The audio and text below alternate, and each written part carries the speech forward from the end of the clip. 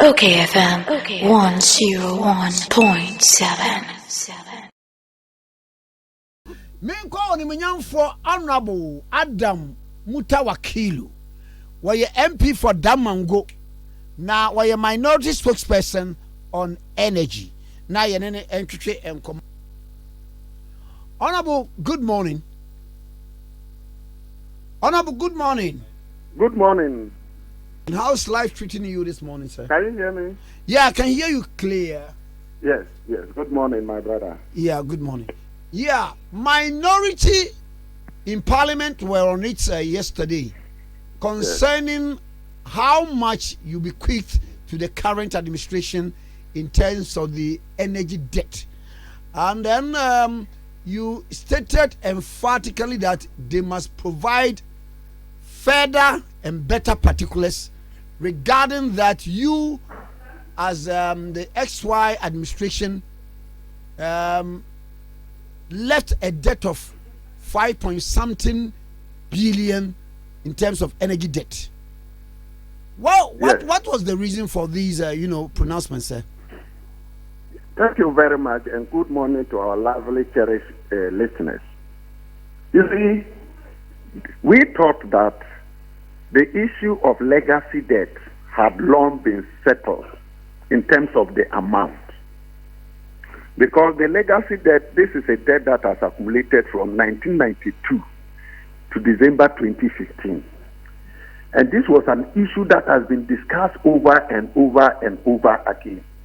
And as a result, former President Mahama decided to ensure that we settle this once and for all and clear up the debt.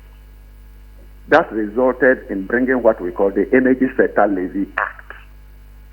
And before this levy was brought to Parliament and passed, there was the need to know how much we owed as a nation in terms of the legacy debt, the 17 years old debt.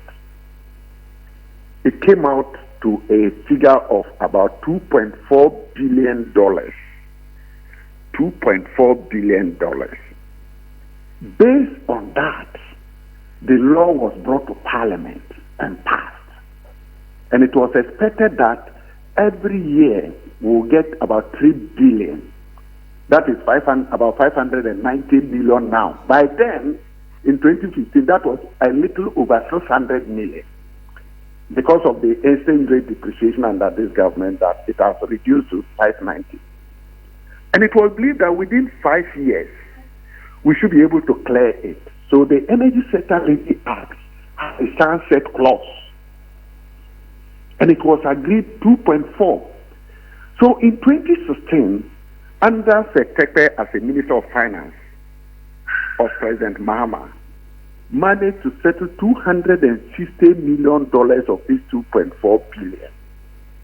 So reducing it to $2.2 billion as at the end of 2016.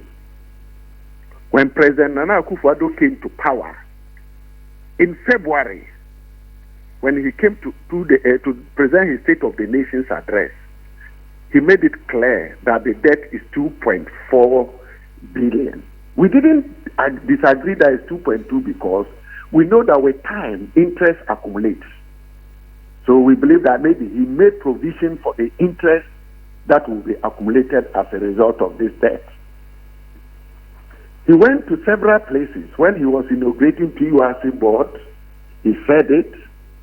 In August 2017, 31st August to be specific, Honorable Ken Ofori-Atta, Minister of Finance, in a bid to raise the bonds to clear up this $2.4 billion debt, prepare a prospectus. And that prospectus outlined the debt that we owe. And that was about 9.4 billion Ghana cedis, which is approximately $2.4 billion. He stated it there. He went ahead to list the list of companies and suppliers that we owe. And there were 26 suppliers. In that document, there were 26 suppliers, including banks, including fuel suppliers, including independent power producers. So he listed them 26. And this is the amount they owe. no company has come out to say that they were not included. So on that basis, they use it under President Nana Akufo-Addo to raise the bond of 4.7 billion Ghana cedis, and further raise another bond of 800 million Ghana cedis. Therefore, it is surprising that President Nana Akufo-Addo will go to Toronto, Canada, and tell the whole world that the debt handed over to him by President Mahama is $5.2 billion.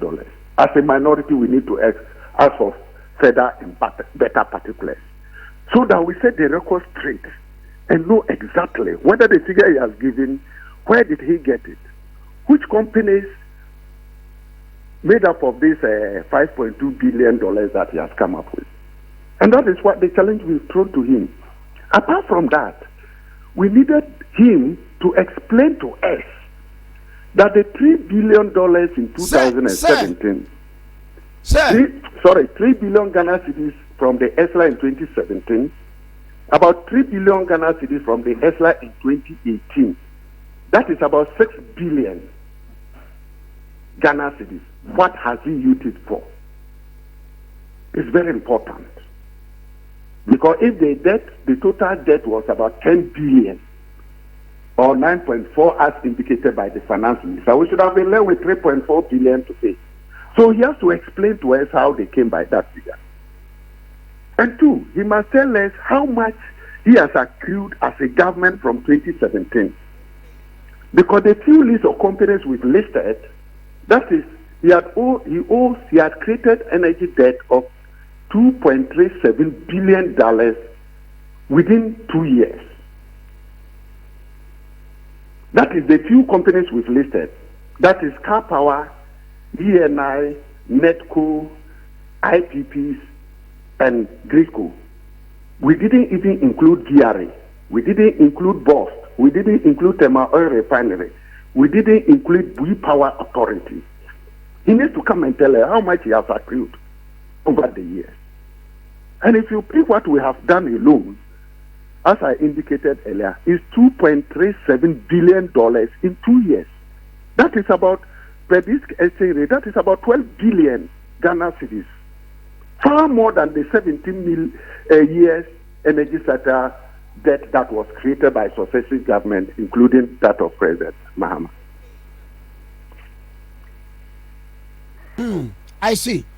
So you are demanding answers from government in that regard? Yes. First of all, yes, we need to know the facts. It's very important that Ghanaians get to know the truth. If not, you see conflicting figures. Oh, NDC said this, MPP said it. Meanwhile, earlier on, they agreed with us. And we suspect something as minority. You see, his performance in the energy sector has been terrible. So going for election 2020, he has to shift blame. And that's why he's seriously trying to shift blame in the energy sector to President Mahama. Meanwhile, President Mahama has no hand in the current situation that we are. Sir, maybe, can it also not be that the figures that were handed to them or that they were trumpeting about were misconstrued? And now that they've come with the real facts, we need to accept it. Let me first of all answer in two ways. You see, you can't deceive the international investors. They are smarter than we are. So if the figure was 5.2 billion, and in the finance minister's prospectus to raise the bond, he had said 2.4 billion, that is misleading investors. And the investors had done their due diligence before buying the bond. So investors don't just go and buy for buying sake. They will ensure that what the figure you have put in the prospectus is the right figure. So we believe that what was agreed and which they have accepted and used it to raise the bond, that is the true figure of 2.4 billion. Two, before you now come out with 5.2 billion, you have to bring facts. Bring the facts out. And that is why we are calling on him to bring out the facts. that has made it to now jump from 2.4 to 5.2 billion. And that is the demand we are calling on him to provide us further and better particulars. So it's a good call from us to him. And the president should accept the challenge. And by today, end of today, they should make the facts available to everybody. It's very important we settle it once and for all. And if they don't respond, it indicates that the president was misleading Ghanaians and misleading the world and trying to shift any incompetence in his government to President Mahama. No, we will not accept that. Sir, as minority, what is the true state of our energy sector? Pardon? I mean, as minority, what is the current true state of our energy sector? Yeah, there are twofold. One, the energy sector agencies have rated over the past 2 years or past 2.5 years under President Nana Akufo-Addo. And that's the statistics I've given you first. Like Gridco, as at the end of 2016, made a profit of 69 million Ghana cedis. And as we speak today, at the end of 2018, they had made a loss of 118, moving from profit of 69 million, and within 2 years after President Nana Akufo-Addo took over, recording a loss of 118. That is not small joke. ECG in 2016 under President Mama made a profit of 725 million Ghana cedis, profitable. And by the end of December, made a loss of approximately 2 billion Ghana cedis. Moving from profit to a loss of 2 billion, is there a true state of the nation in terms of the energy sector? So in terms of performance of the energy sector agencies, it's worse. Oh, now, when you come and look at the fresh debt that has been accumulated,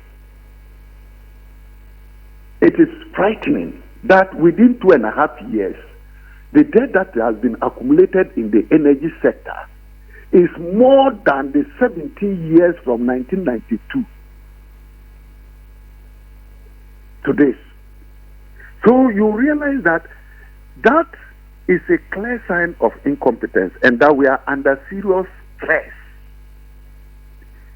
Why? Because we are not using the money that the ESLA raises judiciously.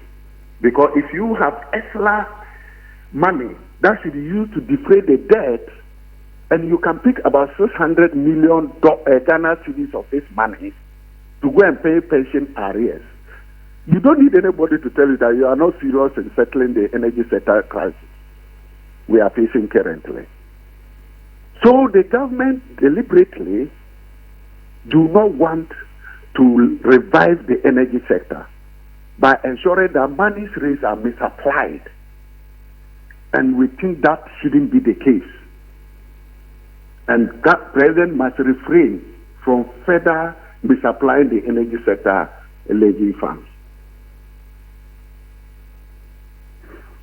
Sir, what can my brother. What can we do to remedy the situation as it stands now? Yes. As I indicated earlier, discipline is number one. We must be disciplined. And in discipline, it must be both physical and financial. Fiscal in the sense that the government must stop interfering in the management and directing what the agency should do. That is one. Two, the money that is raised from these funds must not be misapplied to the detriment of the energy sector. We believe that if this money had been properly applied, we expect this agency to be performing better. Because even 1 year of its introduction, the power agencies did well in 2016. So we expect that if this money had been properly applied, we expect them to be functioning and even not incurring debt for government. They should have good, strong balance sheets to be able to borrow money and pay on their own, not for government to come and pay and we the people be taxed to pay. If we don't do that, we can do whatever we want to do.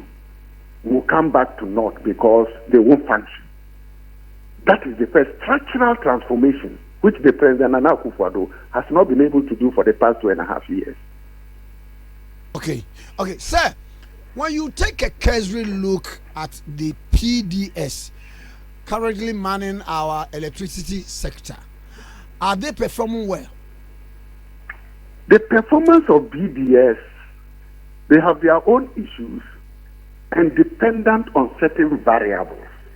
That is, they might not have control over. Now, we must know that PDS is a power distribution service. PDS do not generate power. PDS do not transmit power. So if you are looking PDS as in isolation, then you might not be fair to PDS. I have to state it. Okay. Now, last 2 weeks, the power sector, they couldn't supply us power for about 400 megawatts. There was a shortfall of 400 megawatts. Now, what do you want PDS to do? What they can do is what? To do so at certain sections of the country, to be able to use the little power that they have. Because they needed 2,239 megawatts. But the power generation companies have been able to provide 1,800 megawatts. A shortfall of 400 megawatts. There is nothing PDS can do. They have to bring load shedding. That is one. Oh, but sir, we were given reasons that with the incoming of these PDS group, will be able to, lift up matters concerning the challenges that we have at the electricity. So that is why I'm coming down. Okay. That if you take PDS alone, if they don't get the power, they cannot supply you electricity. Okay. And they don't generate the power. We also know Gridco has problems. You understand my point? Yeah. Gridco, that is supposed to carry the power from the generation companies to the PDS, since 2018 has not been able to do any major repairs and maintenance. And you heard them came out clearly that if nothing is happening in the next few years, we will have serious power crisis. So if Gridco is not able to have the equipment and the money in place to ensure that there is reliable transmission of power, PDS cannot do anything. And that is what most often these outages come from Gridco. Now, when you come to PDS, it's another matter altogether. One, they are supposed to provide guarantees. Have the guarantees been provided? As we speak, government is quiet. And the information we have is that those guarantees have not been provided. By PDS. And government do not care. The guarantees are to ensure that there is a reliable power supply. So if intentionally PDS is not able to execute, we have some money down from them. As we speak, it has not been provided. Two, why is it that government allow condition precedent? And condition precedent, I'm talking about the certain demands that the PDS and government must meet before they take over. And there were 39 condition precedents. No, 45 condition precedents. 45. As we speak, 16 of them have not been fulfilled as approved by Parliament. And they have been turned to what we call conditions subsequent. That means that instead of meeting those conditions before taking over, government says, okay, you take over and then meet them later. And the moment they take over, you will see that they will not be serious in meeting those demands.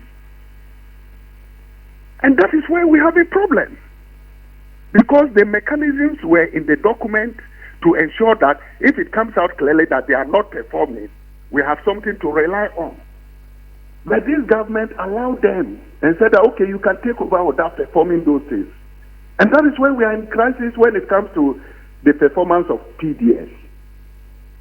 So the whole blame is quelling on President Nana Akufo-Addo and his government. Okay. Sir, we thank you so much for, having such a charitable chat with us, sir.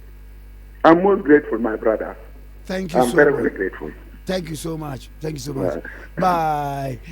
Honorable Adam Mutawakilu. MP for Damango, Yanene Cambrofo, Kosia dear. Okay, FM 101.7.